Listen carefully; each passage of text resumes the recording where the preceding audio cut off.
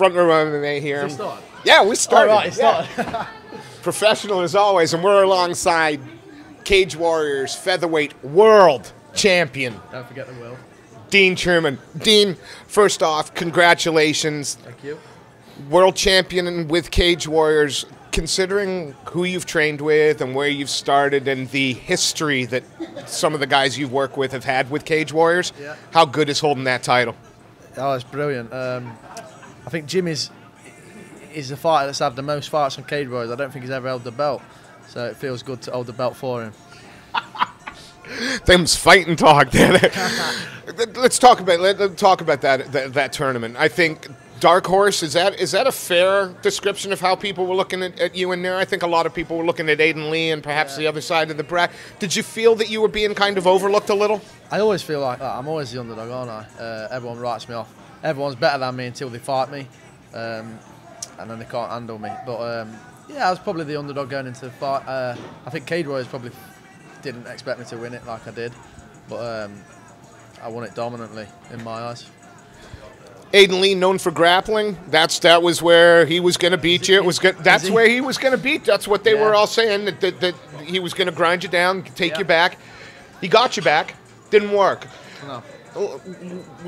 I'm using this to go to your next opponent, because your next opponent, I'm surprised, first off, that you're having to travel to defend your title in somebody else's hometown. Yeah, that doesn't seem to be the Cage Warriors way. No, I don't understand it myself, to be honest. I won the belt within 2 weeks. I'm getting offered this fight against Sören in his hometown, but I was on holiday originally, meant to be away, bit of a surfing trip, and then they told me if I don't fight him in Copenhagen, I'll defend the belt beforehand, and he will fight for an interim belt. Which I thought, fuck that.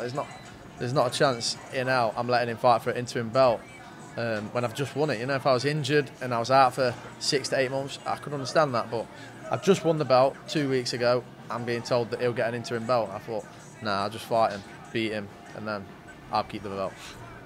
He's on a bit of a tear as well as Sören. He's just beat Paddy Pimblett and again was put in positions where everybody was going to assume Pimblett would tap him out. He's obviously tough, but he's stepping down and losing an extra 10 pounds. Is that gonna make a difference in here? Yeah, I think the extra 10-pound cut. How is he going to deal with that? Because I know that if I had to cut an extra 10 pounds, it'd kill me. So whether he's making lightweight easily, I don't know. He looks quite a big lightweight. He looks quite stocky. But, you know, I don't care. He's got to make the weight. I've got to make the weight. I know I can make the weight, and then I feel good making the weight. So, in the long run, it'll probably favour me in cutting that extra 10 pounds. Kill his gas tank, kill his strength, whatever. Sören's had a number of high-profile fights on Cage Warriors, as of you. What makes him dangerous? I mean, he wouldn't be getting this chance if he wasn't dangerous, and he's just relinquished that lightweight title. Yeah, I don't understand why he's done that. He might as well have kept that, fought me for mine. Originally, I wanted to go fight him for his, but I think it's easier to vacate a belt than it is to lose a belt. So if I'd have gone up and took the belt off him, you know. But yeah, he's tough, but I'm tougher. You said that with a cheeky smile on your face, but do you think there's something to that? You know, this way he's got nothing to lose anymore. Because do you think he might be a little bit? You think he's afraid? I don't know, man. Should he be? 100%. Everyone underestimates me. You know what I mean? Everybody underestimates me. Afraid? I don't know. You can't really be afraid and then take a fight. But yeah, I mean, I think you don't need to underestimate me. People do that and they come unstuck with it. You know what I mean? I think striking wise, he's got none. Grappling's got a bit, but I think I'm a better wrestler than him. He's got good jits. I'll give him that. But so has Aiden Lee, and so have I. You know, people underestimate my jits. In my last 3 fights, it's you know, it'll make the difference. They've got to take down, and it's fucked them over in the long run. Like Corin, done him. Lewis Monnet, jits guy. You want to know it looking at the fight.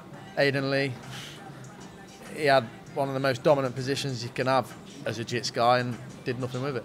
So people overlook my jits, and I think it's stupid to do that. the fight goes the way you expect it to, and you go through Sören back, whether it's by stoppage or decision. If the UFC don't come calling, what's next? Because you'll be the Cage Warriors champion. Yeah. Well, I'll defend the belt until somebody comes. I've got 3 fights on my contract, so I'll see them 3 fights out, defend the belt, and then I believe I'm a free agent after that, and then I'll explore different avenues then. If the UFC don't like me after defending the belt, then there's obviously something they don't like in me as a fighter. So maybe I'll explore other avenues. I mean, you've got a lot of shows now paying good money as well, you know.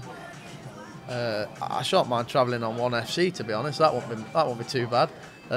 Something different, isn't it? Fancy a little trip out to Japan. Yeah, why not? Yeah. Hey, man, well, you're a world champion now. Exactly. The world champ does what he wants.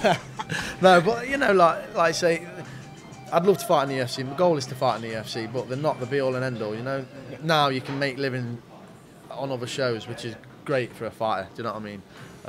So I don't know. We'll cross that bridge when we come to it. You might not thank me for this question. I'm going to ask it anyway. What do you think it's going to take for the promotion to get behind the champ? I don't know. I haven't got a clue. Maybe sign me to their management. But I don't know. Does it bother you, like, or is it just just something else to overcome? It is a bit annoying, you know. Like, you win a belt, 2 weeks later, they're telling you you've got to fight against this person, and it's got to be in this country, and if you don't, they're going to give him a fucking pretend belt.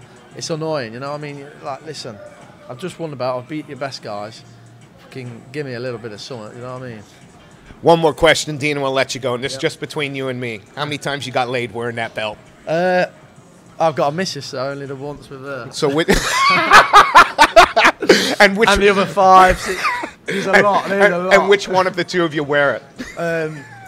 I can't wear it because it'll cover me up. You know what I mean? Dean, it is always a pleasure catching up with you. I can't get enough of saying this. Dean Trueman, world featherweight champion. Thank you so much for your time. Mate. Cheers, boss.